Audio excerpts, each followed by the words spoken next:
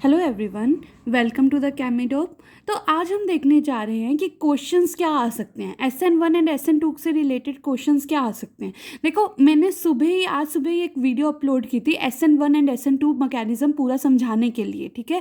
और SN1 and SN2 इतना important है, यहाँ पे हम ना डाउट में ही रह जाते हैं कि SN1 कब लगता है, SN2 कब लगता है, ठीक है। तो इसलिए उसको क्लैरिफाई करने के लिए मैं एक वीडियो लेके आई हूँ, that is SN1 and SN2। अगर अभी तक मैंने जो चैनल में कंप्लीट करवा चुकी हूँ वो है classification of halo alkane hello arene, method of preparation of halo alkane, method of preparation of hello Areen, physical properties of these two, and अभी SN1 एंड SN2 मैकेनिज्म भी आज सुबह कंप्लीट हो चुका है, ठीक है। अगर आप उन वीडियोस को देखना चाहते हो तो उन वीडियोस का लिंक इस वीडियो के डिस्क्रिप्शन में मैं दे दूंगी। और आपको अगर ये वाला वीडियो अच्छा लगेगा तो do like share and subscribe this channel. Okay, तो अभी यहाँ पे देखते हैं और ये वीडियो को एंड तक देखना ताकि आपको हर चीज़ समझ में आए, क्या क्या हो रहा है, कैसे हो रहा है, क्योंकि SN1 एंड SN2 मैकेनिज्म थोड़ा सा डिफिकल्ट रहता है बच्चों के लिए। ओके, तो चलो अभी देखते हैं। तो देखो, कभी भी ऑर्गेनिक की रिएक्शंस करनी होती है ना, हमेशा ढूंढा करो कि कहाँ पे इलेक्ट्रॉन डेंसिटी बहुत ज़्यादा है और कहाँ पे इलेक्ट्रॉन डेंसिटी बहुत कम है, क्योंकि कभी इलेक्ट्रॉन डेंसिटी कहाँ पे जाएगी, नेगेटिव कहाँ पे जाएगा, पॉजिटिव की तरफ भागने की कोशिश करेगा कि उसको स्टेबलाइज करे, क्योंकि उसके पास बहुत ज़्यादा इलेक्ट्रॉन्स है, ठीक है। तो अब हम देखते हैं कि फर्स्ट क्वेश्चन जो अपना है वो है order of reactivity of following alcohol with halogen acids. मैंने अपनी एक वीडियो में बताया था कि हमने हेलो एल्केन्स प्रिपेयर करने हैं, ठीक है। तो उसमें क्या था, अल्कोहल से हम अल्काइल हैलाइड प्रिपेयर कर रहे थे, ठीक है। उसमें मैं बार बार बोल रही थी कि हमें एसिड डालना होगा, हमें एसिड डालना होगा। अब एसिड क्यों डालना होगा वो देखो, ये भी सीधा सीधा ना अपना SN1 एंड SN2 मैकेनिज्म से रिलेटेड है। तो मैंने क्या बोला कि कभी भी आपको, अब देखो यहाँ पे क्या डालना है, हमें हेलोजन एसिड्स डालने हैं और हमें ना ये 3 अल्कोहल्स दे रखे हैं। हमें ये क्या कर रहे हैं, 3 अल्कोहल्स दे रखे हैं, जो एक है प्राइमरी अल्कोहल, एक है सेकेंडरी अल्कोहल और एक है आपका टर्शरी अल्कोहल। ये तीनों अल्कोहल्स हैं। अब हमारे पास इसमें हमने हेलोजन एसिड्स डाल दिए। अब ढूंढो कहाँ पे इलेक्ट्रॉन डेंसिटी है, वो हमें ढूंढना है, ठीक है। इलेक्ट्रॉन डेंसिटी ढूंढा तो हमें पता चला कि ऑक्सीजन पे इलेक्ट्रॉन डेंसिटी जो है वो बहुत ज़्यादा है, ठीक है। तो क्या किया इसने, क्या किया, ये जाके चला अपने H+ के पास, जिसके पास इलेक्ट्रॉन्स की कमी है, ठीक है। इलेक्ट्रॉन्स की कमी है और यहाँ पे क्या हुआ, ये वाला एक अच्छा लिविंग ग्रुप बन गया। अब देखो यहाँ पे क्या हुआ, हमने जब SN1 एंड SN2 मैकेनिज्म पढ़ा था, जो पिछली वीडियो में पढ़ा था, उसमें क्या था, एक डायरेक्ट स्टेप था, सीधा ही हमने क्या करना होता था, हैलाइड को निकालना होता था और आके कोई और न्यूक्लियोफाइल अटैक कर देता था। पर अब यहाँ पे ना एक एक्स्ट्रा स्टेप ऐड हो गया। एक्स्ट्रा स्टेप क्यों ऐड हुआ वो देखो, क्योंकि देखो OH minus is not a good leaving group.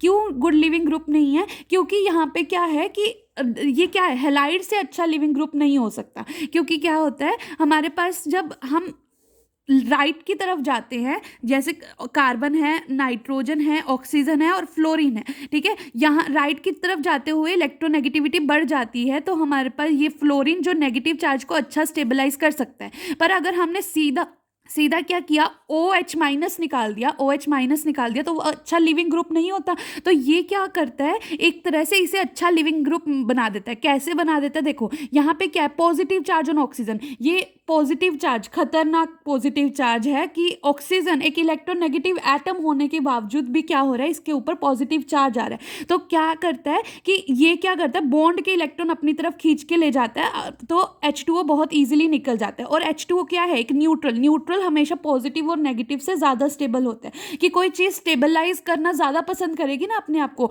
Positive में रहना तो इसके लिए बहुत डिफिकल्ट है। तो ये क्या हो गया, इजीली निकल गया। और यहाँ पे क्या है, ये RDS स्टेप है। RDS स्टेप हमेशा जो आपका SN1 मैकेनिज्म होता है ना, उसमें पहला RDS स्टेप होता है, ये वाला आपका RDS स्टेप है। और यहाँ पे क्या हो रहा है, पॉजिटिव चार्ज जनरेट हो रहा है और यहाँ पे Cl- अटैक कर रहा है। लास्ट पार्ट यहाँ पे क्या होता है, यहाँ पे सिर्फ एक सबस्ट्रेट इन्वॉल्व हो रहा है। जब भी आप रेट को देखोगे उसमें सिर्फ सबस्ट्रेट को देखोगे, ठीक है। पर यहाँ पे अगर SN2 देखो, यहाँ पे क्या होना चाहिए, SN2 होना चाहिए। अगर हम लगा के देखते हैं SN1 एंड SN2 मैकेनिज्म के अकॉर्डिंग लगा के देखते हैं तो SN2 होना चाहिए, क्योंकि अगर पॉजिटिव चार्ज को स्टेबल होना है तो ज़्यादा प्लस आई इफेक्ट वाला होना चाहिए।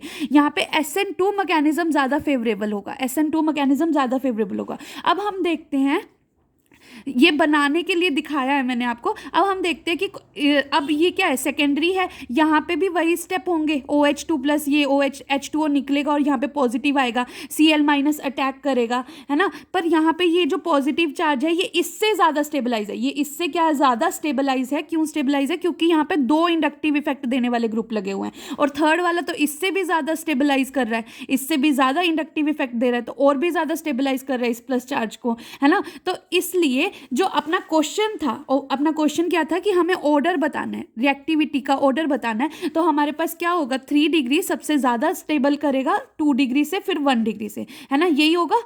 ओके, अब आपके पास एक और रिएक्शन है जहाँ पे सीधा सीधा आपसे लिख के पूछा गया है कि halides, increasing order of reactivity of halides for SN1 reaction. मैंने आपको SN1 रिएक्शन के लिए क्या बताया था कि सबसे पहले क्या करो, कैटायन बनाओ, सीधा का सीधा ये हैलोजन ग्रुप रिमूव करो और पॉजिटिव चार्ज बनाओ, फिर देखो कि ये पॉजिटिव चार्ज कितना ज़्यादा स्टेबल है और कहाँ पे स्टेबल है। अब जहाँ पे ज़्यादा स्टेबल होगा वो सबसे जल्दी रिएक्शन होगी, सबसे ज़्यादा फास्ट होगी, ठीक है। तो यहाँ पे देखो, यहाँ पे ये जो फिनाइल वाला है, RDS स्टेप में हमने क्या किया, हैलाइड को निकाला और पॉजिटिव चार्ज लेके आए। तो पॉजिटिव चार्ज क्या है, रेजोनेंस स्टेबलाइज है, रेजोनेंस स्टेबलाइज है तो क्या कर रहा है, इस पॉजिटिव चार्ज को डिस्पर्स कर रहा है पूरी रिंग के ऊपर रेजोनेंस के कारण, ठीक है। तो ये बहुत ज़्यादा स्टेबल हो गया। अब ये OH माइनस ईजिली अटैक कर देगा और CH2OH बन जाएगा। फिर अब ये वाला देखो, अब यहाँ पे भी रेजोनेंस स्टेबलाइज है पर इससे कम है, क्योंकि यहाँ पे क्या है, तीन पाई बॉन्ड है जो रेजोनेंस स्टेबलाइज कर रहे हैं इसको, तो और भी ये उससे कम होगा।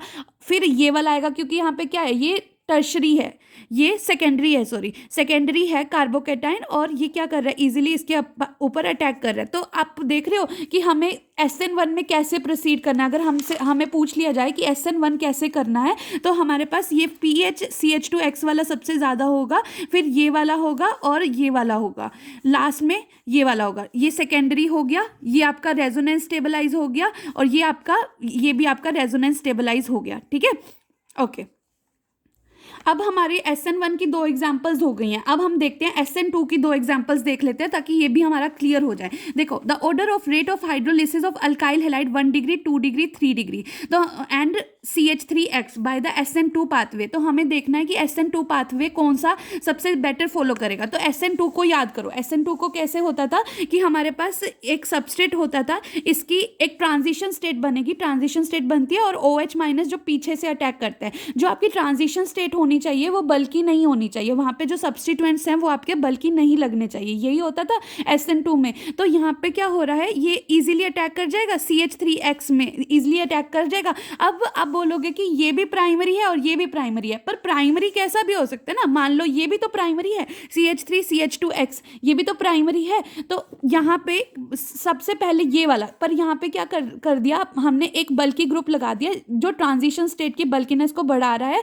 और SN2 की रिएक्टिविटी को कम कर रहा है ना। क्योंकि ट्रांजिशन स्टेट में इतने सारे जो एटम्स है एक साथ अगर ऐसे क्राउडेड रहेंगे तो वो अनस्टेबिलिटी बढ़ाता है, समझ रहे हो।